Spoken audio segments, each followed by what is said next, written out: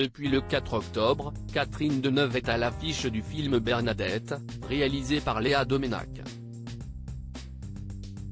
L'actrice de 79 ans se met alors dans la peau de l'épouse de Jacques Chirac, qui a été la première dame de 1995 à 2007. Entre l'avant-première et la première journée sortie dans les salles obscures, la comédie a déjà attiré 55 834 spectateurs. Aujourd'hui âgée de 90 ans, celle-ci a été l'emblématique présidente de la Fondation Hôpitaux de Paris et a donc incarné l'opération Pièce jaune jusqu'en 2019, année durant laquelle Brigitte Macron a pris la relève. La mère de Claude et de Laurence Chirac a beau être célèbre pour ses actions caritatives, elle n'en reste pas moins une ancienne épouse de président particulièrement dépensière. Elle a même obtenu le titre de la première dame qui dilapidait le plus d'argent, parmi celles de toute la Ve République. En effet, elle avait un budget mensuel qui s'élevait à 80 000 €, ce qui représentait 960 000 € par an.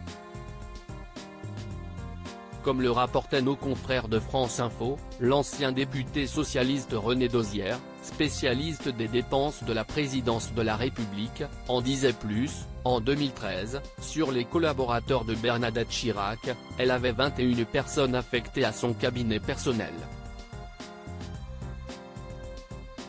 Dans le détail, un conseiller technique, une collaboratrice, 4 secrétaires, 2 responsables du secrétariat particulier, des rédacteurs, sans compter les membres du service social et 2 chauffeurs.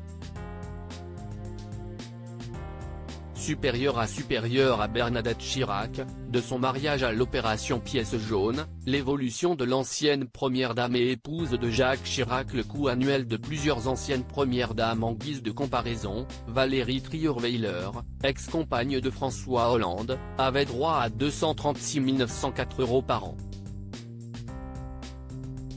Carla Bruni, épouse de Nicolas Sarkozy, avait fait grimper la facture annuelle à 437 376 €.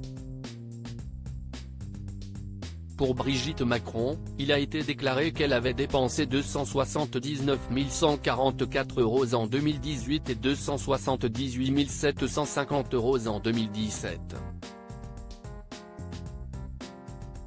Malgré tout, cela ne semble pas tout à fait exact, si l'on s'en tient aux révélations de Christophe Castaner, ex-porte-parole du gouvernement, qui avait affirmé auprès des députés en novembre 2017 que le coût des moyens mis à la disposition de la conjointe du chef de l'État était de 440 000 €.